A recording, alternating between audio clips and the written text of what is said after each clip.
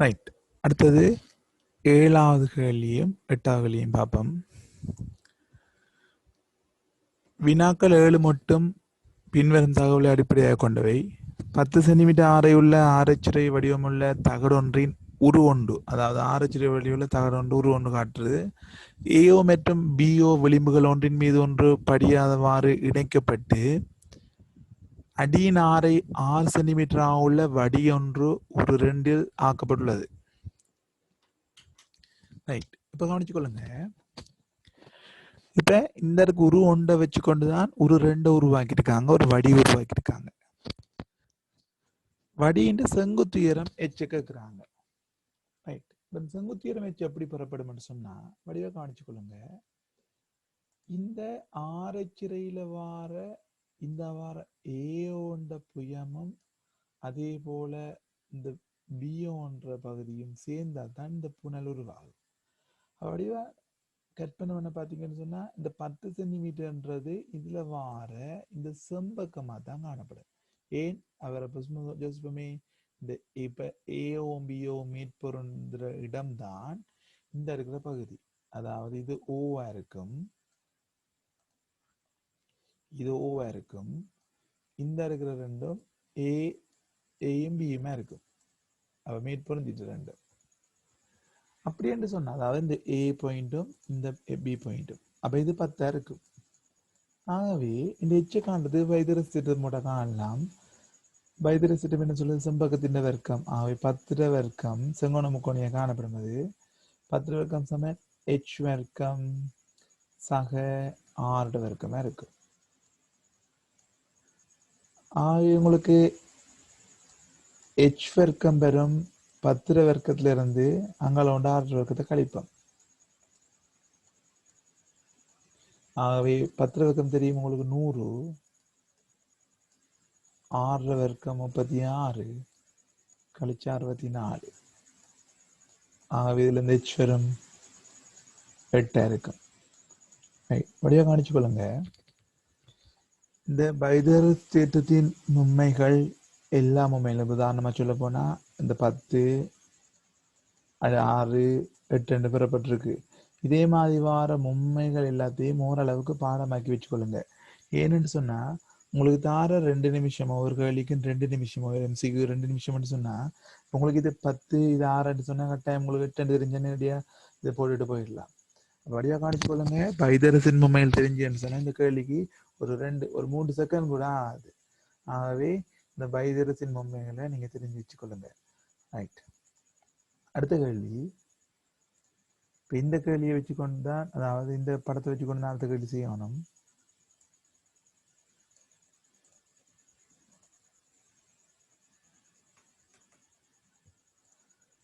இந்த கேள்வியில பாருங்க என்ன சொல்றாங்கன்னா, இவ்வடியை ஆக்குவதற்கு பயன்படுத்த வேண்டிய ஆரைச்சிறையினது மையத்தில் இறமை கோணம் தீட்டா ஒரு ஒன்றுல அனளவாக எத்தனை ஆரை என்று கேட்கிறாங்க. இந்த தீட்டாவை கேட்கிறாங்க. ரைட். இப்போ நீங்க இந்த ஆரைச்சிறையில வார இந்த வில் தான்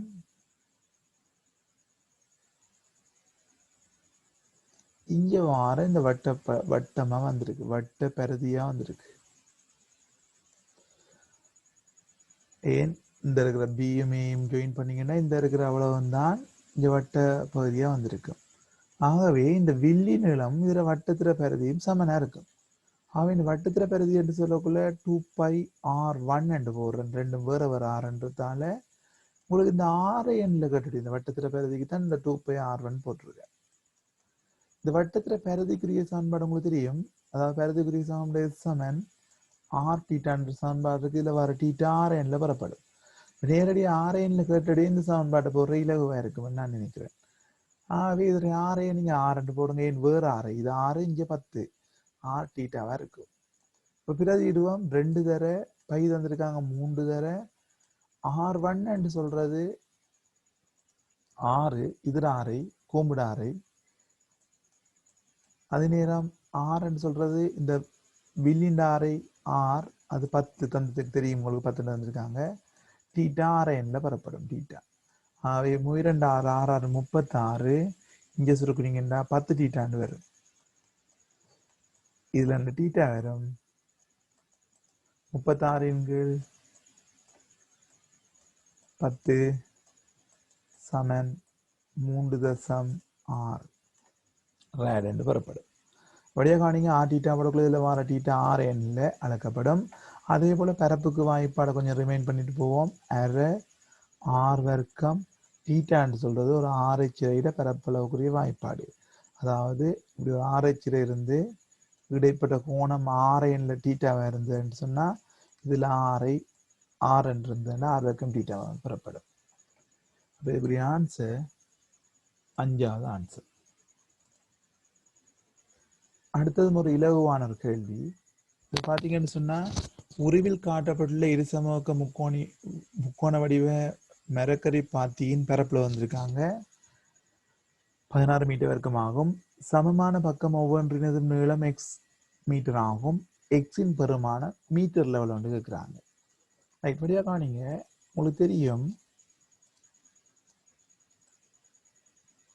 ஒரு முக்கோணில 2 பக்கத்துக்கு இடைப்பட்ட கோணமும் இந்த 2 பக்க இடைப்பட்ட கோணத்தை உருவாக்குற புயங்கள்ற நீளம் தந்தா இந்த முக்கோணியில பரப்பளவுக்கு ஒரு வாய்ப்பாடு இருக்கு. அரைதர ஏதர பீதர இடைப்பட்ட கோணத்துல சைன் பெருமானம்.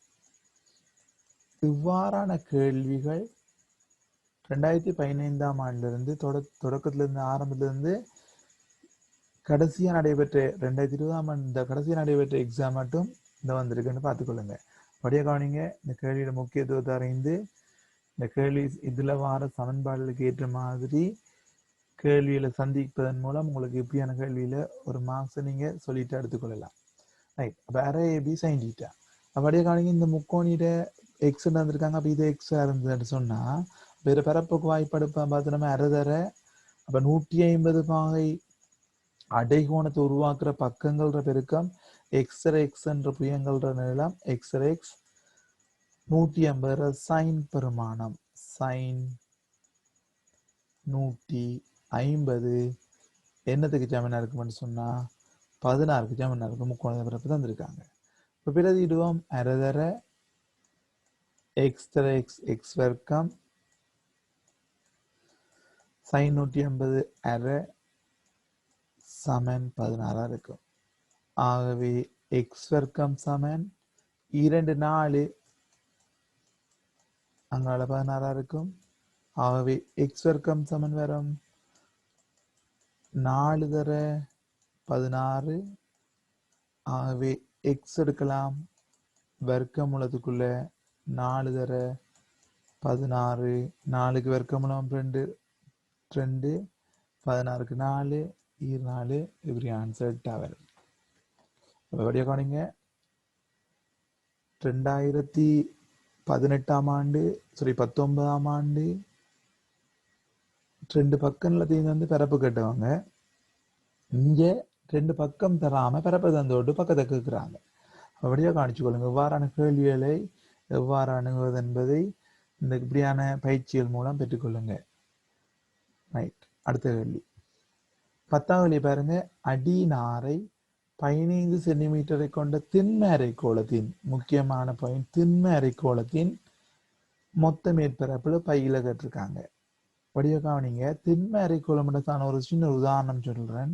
ஒரு தேசிக்காயை நீங்க பாதியா வெட்டினீங்கன்னு சொன்னா இப்படி ஒரு பகுதி பெறப்படும். இதுல பாத்தீங்கன்னா 2 மேற்பரப்பு வரும். மேல ஒரு வட்ட மேற்பரப்பு, அதே நேரம் கீழே ஒரு வளை மேற்பரப்பு வரும்.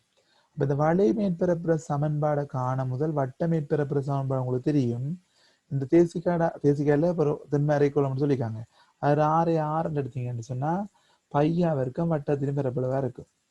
அதாவது மீன்ல இருக்கிற தளத்துல பரப்பளவு பையா வர்க்கம். அதே மாதிரி இந்த வளை பரப்புற பரப்பளவு உங்களுக்கு தெரியும். ஒரு கோளத்துக்கு 4 பையா வர்க்கம்.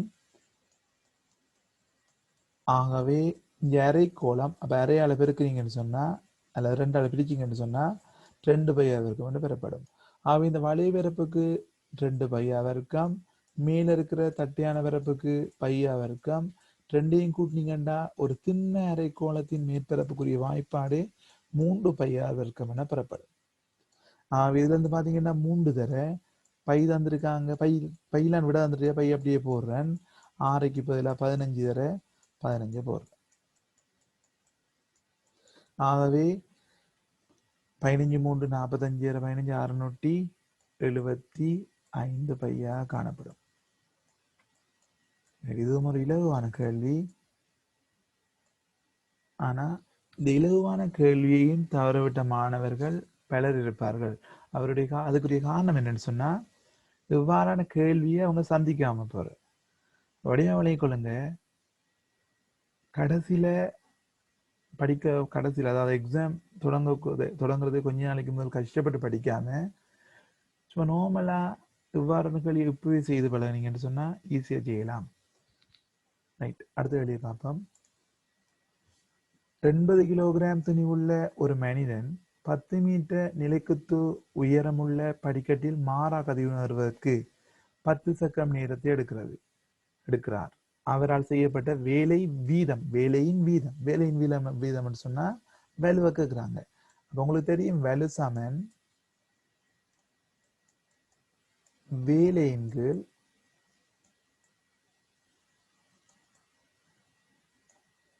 நேரம். அப்ப இதுல வேலை என்று பாத்தீங்கன்னு சொன்னா 2 மெத்தட்ல செய்து ஆடுறேன். மெத்தட் 1. அப்ப 80 கிலோகிராம் தண்ணி உள்ள ஒரு மனிதன் 10 மீட்டர் நிலைக்குத்து உயரத்தை அடைஞ்சிருக்கான். அப்ப 10 மீட்டர் நிலைக்குத்து உயரத்தை அடைஞ்சிருக்கான்னு சொன்னா வேலை எப்படி வரும்னு சொன்னா, அதாவது எம்ஜிஹெச், அதாவது 10 மீட்டர் உயரத்தை அடைஞ்சிருக்கான்னு சொன்னா அங்க ஒரு நிலைப்பண்பு சக்தி ஒன்று உருவாகுது, அழுத்த சக்தி ஒன்று, எம்ஜிஹெச். அப்ப அவனால் செய்யப்பட்ட வேலை அவ்வளவுமே அழுத்த சக்தியா மாற்றப்பட்டிருக்கு. ஆகவே வேலைக்கு பதிலாக எம்ஜிஹெச் போடுவீங்க, டைம் டி அனுப்பியிருப்பீங்க. நார்மல் கேள்வி. எம்முக்கு பதிலா 80, ஜிக்கு பதிலா 10 தந்திருக்காங்க, ஹெச்சுக்கு பதிலா 10. சில வேளை அந்த ஜியை 9.8 தரக்கூடும். தயவு செய்து அதையும் காணிச்சு கொள்ளுங்க. டைமுக்கு பதிலா 10 செகண்ட். இதை சுருக்குனீங்கன்னு சொன்னா 800 வெட்ஸ் என பெறப்படும்.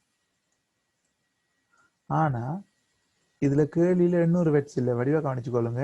800 கிலோ வெட்ஸ் தான் இருக்கு. ஆகவே 800 வெட்ஸ் எல்லாம் கிலோ வெட்ஸ்ல வந்து கிலோ வெட்ஸுக்கு மாத்திருந்தா 800 வெட்ஸ் நீங்க 1000ஆல பிரிச்சிங்கன்னு சொன்னா 3 தசம் தானே முன்னுக்கு போச்சுன்னு சொன்னா 0.8 கிலோ வெட்ஸ் என பெறப்படும். இது மெத்தட் 1. மெத்தட் 2 சொன்னா சீரான வேகம், அதாவது சீரான கதி என்று சொன்னா உயரத்தடையக்குள்ள சீரான வேகம் எடுத்தீங்கன்னு சொன்னா வேகத்தை நம்ம காணலாம். அதாவது கதியை காண போறவங்கன்னு சொன்னா வி சமன் உயரத்திங்கள், அதாவது டிக்கு கீழே சென்ற உயரத்துக்குள்ள டைம் என்று போட்டோம்னு சொன்னா 10 × 10 வரும். 1 மீட்டர் செகண்ட் -1. நிலைக்குத்து என்று சொல்றாங்க. அப்ப நிலைக்குத்து என்று சொல்றதால இடப்பெயர்ச்சியும் தூரம் உண்டா வரும். ஆகவே டி என்றதை 10 போடலாம், உயரத்தை 10 போடலாம். ஆகவே 1 மீட்டர் செகண்ட் -1. இப்படியா காணிங்க. இன்னும் சமன்பாடு ஒன்று இருக்கு, டபிள்யூ, அதாவது B Velu Saman F into we என்ற சமன்பாடு இருக்கு. அப்ப சீரான வேகத்தோட செல்றதால இந்த வேலுவை இலவா கணிச்சு கொள்ளலாம். சீரான வேகம்னு சொல்றதை மட்டும், சீரான கதின்னு சொல்றதால மட்டும் எஃப்க்கு பதிலாக நீங்க 800 போடலாம். ஏன் 800ன்னு சொன்னா அவர நிற 800 நியூட்டன். அந்த 800 நியூட்டனுக்கு எதிராக நீங்க ஒரு எஃப் கொடுக்கறதால தான் சீரான. அப்ப 800 நியூட்டனுக்கு எதிராக எஃப்பும் 800 தான் இருக்கும் சீரான கதி என்று சீரான வேகம்ன்றதால. அப்ப 800 விசை பிரிவைக்கு பிரிவு விசை 800 தர வேகம் உண்டு. ஆகவே இருக்கிறீங்க என்று சொன்னா 800 வெட்ஸ் என பெறப்படும். ஆகவே அதுவும் 0.8 கிலோ வெட்ஸ். ரைட், அடுத்த வெளியே பாருங்க. 2 கிலோகிராம் நீரின் வெப்பநிலை 10 பாசிலிருந்து 90 பாசி வரை வைத்ததற்கு மின் அடுப்பு 9 நிமிடம் 20 செகண்ட்கள் எடுக்கின்றது. மின் அடுப்பின் வேலுவை கேட்கிறாங்க. அப்ப உங்களுக்கு தெரியும் வேலு பி சமன் சக்தி, இங்க ஹீட் என்ற தலைச்சு என்று போடுறேன், வெப்ப சக்தி ஹீட், ஹெச்சுக்கு டி. அப்ப வடிவ கவனிங்க, இந்த எச்ன்னு சொல்லக்குள்ள அங்க வெப்பநிலை அதிகரிப்பால, அதாவது வெப்பநிலை அதிகரிப்பால வார சக்திக்கு என்ன சமன்பாடு? எம்சி டீட்டா படிச்சிருக்கீங்க. அப்ப எம்சி டீட்டாவின்கள் டைம் இதுதான் கேட்குறாங்க. அப்ப எம்சி டீட்டான்னு சொல்லக்குள்ள எம்முக்கு பதிலாக 2 போட போறீங்க. 2 கிலோகிராம் தென் வெப்ப கொள்ள வந்திருக்காங்க 4200. இதெல்லாம் நோட் பண்ணிக்கொள்ளுங்க. தன் தார பெருமானத்தை நாங்கள் பிரதிக்கிட்டோம். நீங்க உங்களோட இஷ்டத்துக்கு போட இயலாது. சில உள்ள நான் இந்த ஏற்கனவே நான் செய்திகளில 4/13 கொடுக்கப்பட்டிருக்கு. அப்ப டீட்டாக்கு பதிலாக வெப்பநிலை மாற்றம் சொல்ல 10லேருந்து 90க்கு போகுது. அவை 90ல இருந்து 10 கழிப்பீங்க. வெப்பநிலை வித்தியாசம் அல்லது வெப்பநிலை மாற்றம். டைமுக்கு பாருங்க 9 நிமிடம் 20 செகண்ட். ஆகவே அதை நீங்க ஃபுல்லா செகண்டுக்கு மாற்றணும். என் சர்வே சில செகண்ட்ன்றதால 9 நிமிடம் என்றக்குள்ள 540 செகண்ட் 60 பெருக்குவீங்க. அதோட இந்த 20 கூட்டிங்கன்னு சொன்னா 560 செகண்ட் பெறப்படும். ஆகவே 560 பிரிப்பீங்க. வடிய கவனிங்க, சுருக்க போறோம். 2 தர 4200 தர 90ல 10 போன 80, அதன் கீழ் 560.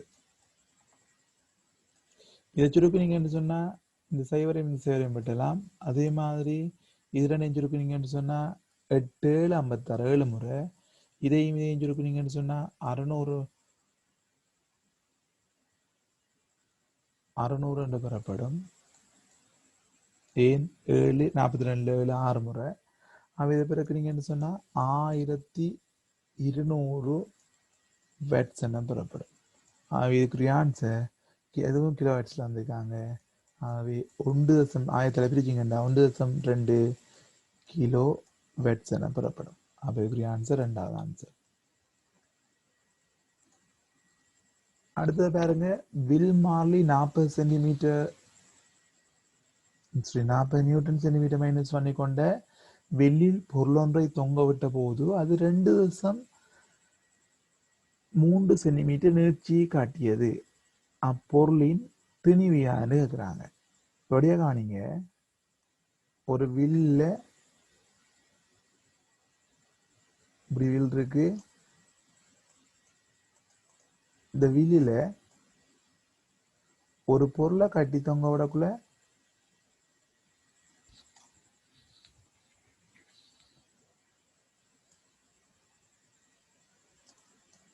அது நீட்சி எவ்வளவு வருதுன்னு சொன்னா 2.3 சென்டிமீட்டர். ரைட். இதுல வழியா காணிங்க, இந்த வில் மார்லி சென்டிமீட்டர் -1ல தந்தபடிவா நீங்க அதை மாற்ற தேவையில்லை. சென்டிமீட்டரை நீங்க மீட்டருக்கு மாற்ற தேவையில்லை. எப்படி செய்யறேன்னு பாருங்க. இது ஊக்ஸ்லோ, அதாவது ஊக்கின் விதிக்குள்ள வரும். உங்களுக்கு தெரியும் F7kx. அப்ப இந்த விசை என்னது சமனா இருக்க மாட்டா. அந்த will Marley will Marley K X அளவு இருக்குவீங்க. எக்ஸ் அல்லது இ என்று போடுறேன். இ அளவு இருக்குவீங்க. இ என்ற எக்ஸ்டென்ஷன் நீட்சியா இருக்கு. அப்ப வழியா காணிங்க, முதலாவது இந்த பொருள்ற எஃப் நிறைய நம்ம கண்டுபிடிப்போம். இதான் இந்த விசை. எஃப் அளவான தான் இந்த விசை. அந்த பொருள் நிறைய இருக்கும். அப்ப கட்டித்தவங்க கூட அந்த நிறைய காரணமா தான் நெச்சு அடையுது. அப்ப இந்த எஃப் காண்றது வில் மாலியரியும் 40. இந்த குயிக்கா செய்யற வழிகள் கொஞ்சம் வழியா காணிங்க. சென்டிமீட்டர் மீட்டருக்கெல்லாம் மாத்த தேவையில்ல. அதை மாத்தணும், இதையும் மாத்த போறீங்க. அப்ப மாத்த தேவையில்ல. இது சென்டிமீட்டர் 40 நியூட்டன் சென்டிமீட்டர் -1ல இருக்கு. நீட்சிக்கு பதிலாக 2.3 போடுங்க. ரைட். இப்ப இங்க சென்டிமீட்டர் -1 வெட்டுப்படுது. மாத்தி தேவையில்லை. படியா கவனிங்க, இதை பெருக்குனீங்கன்னா 1.40 10 பெருக்கப்படுது. அவ 23/4 என்று எழுதலாம். 92 நியூட்டன் என்று பெறப்படும். அப்ப நிறைய கண்டுட்டீங்க. கிலோகிராம் சொல்லக்குள்ள அதை 10ஆல பிரிச்சுட்டீங்கன்னு சொன்னா 9.2 கிலோகிராம் பெறப்படும். அப்ப ஆன்சர் 3வது ஆன்சர். வடிவா நீங்க அந்த சூழ்நிலைக்கு ஏற்ற மாதிரி நீங்க தான் அதை யோசிச்சு கொள்ளணும்.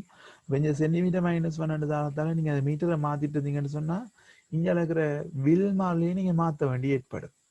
அப்ப அது பெரிய ஒரு கஷ்டமா போயிடும். இதை யோசிச்சு கொள்ளுங்க. பெருக்கப்படக்குள்ள சென்டிமீட்டர் -1 சென்டிமீட்டர் வெட்டுப்படும். இப்ப இதுல வடிவலையும் கொள்ளணும். இதுல நீங்க சமன்பாடுகளை நீங்க ஞாபகம் வச்சு கொள்ளணும். உங்களுக்கு தெரியும், ஒரு வில்லில சேமிக்கப்பட்ட சக்திக்குரிய சமன்பாடு 12 K இ வர்க்கம் என்று பயன்படுத்தப்படும். அதே போல இன்னொரு சமன்பாடுக்கு ஹாஃப் எஃப்இ விசையில பார்க்குறேன்னு சொன்னார். இதுல பாய்க்கிற விசை இந்த அரேஃபுக்கு பதிலாக நீங்க போறேன்னா சராசரி விசை என்று போடணும்.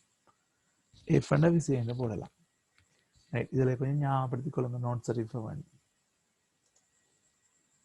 அடுத்தது பாருங்க, உருவில் தரப்புல வெளிவண்ணிக்கை கணக்கு பிரிவுல விட்டாங்க. வெளிவண்ணிக்கை நோக்கில் சென்டிமீட்டர் இருக்கிறத கவனிக்காம விட்டுட்டாங்க. சென்டிமீட்டர்னு சொல்லக்குள்ள 0.01 சென்டிமீட்டர்னு சொல்லக்குள்ள அதை நீங்க மில்லிமீட்டருக்கு மாத்தணும். ஏன் நீங்க மில்லிமீட்டர்லாம் டீல் பண்ண போறீங்க, அது மில்லிமீட்டருக்கு மாத்தக்குள்ள எப்படி வர போகுது? அப்படி மில்லிமீட்டருக்கு மாத்தாம விட்டீங்கன்னா இந்த ரீடிங்கை நீங்க நார்மலா செய்துட்டு போகலாம். நார்மலா செய்து காட்டுறேன் பாருங்க. வெளிவணிக்கு சென்டிமீட்டர்லயே வச்சுக்கொண்டீங்கன்னு சொன்னா ஈஸியா செய்யலாம். சென்டிமீட்டர்ல வச்சு மில்லிமீட்டருக்கு மாட்டாம சென்டிமீட்டர்ல வச்சுக்கொண்டீங்கன்னு சொன்னா இப்ப பாருங்க, வேணியர்ற பூஜ்ஜியத்துக்கு முன்னால இருக்கிற வாசிப்பு இந்த இருக்கிற வாசிப்பு, அந்த வாசிப்பு எவ்வளவு சொன்னா 3.3 சென்டிமீட்டர். அதாவது 3 சென்டிமீட்டரும் 3 மில்லிமீட்டரும் 3.3 சென்டிமீட்டர் சக. இப்ப பாருங்க, வேணியர்ற பொருந்தும் பிரிவு 4வது பிரிவு, இங்க 1 2 3 4வது பிரிவு பொருந்தது. அவை 4 தடவை வெளிவணிக்கத்துடன் நகர்ந்திருக்கும் அந்த சின்ன துண்டை காண்றதுக்கு. ஆகவே 0.01 சென்டிமீட்டர்ல இருந்தே போடுங்க. 5 சென்டிமீட்டர் இருக்கிற வழிதான். இதுக்குரிய ஆன்சர் 3.3 சக 0.04. ஆகவே இதுக்குரிய ஆன்சர் வரும் 3.34 சென்டிமீட்டர்ல ஆன்சர். இதுவும் சென்டிமீட்டர் இதுவும் சென்டிமீட்டர். அப்ப 4வது விட. அப்படி இல்லாட்டி மில்லிமீட்டர்ல செய்யறேன்னு சொன்னா இந்த 3 சென்டிமீட்டர் நீங்க 3 சென்டிமீட்டர் 3 சென்டிமீட்டர் 33 மில்லிமீட்டர் போடணும். போடாட்டி கொஞ்சம் குழம்புவீங்க. சக 4 தடவை வெளிவணிக்கை தூரத்தை மில்லிமீட்டர்ல ஓட போறீங்க. 0.3 போடுவீங்க. சென்டிமீட்டர் நம்ம வெளிவணிக்கை 10 அளவு இருக்கணும் மில்லிமீட்டருக்கு மாத்துறது. விதைச்சிருக்குனாலும் அதே ஆன்சர் வரும்.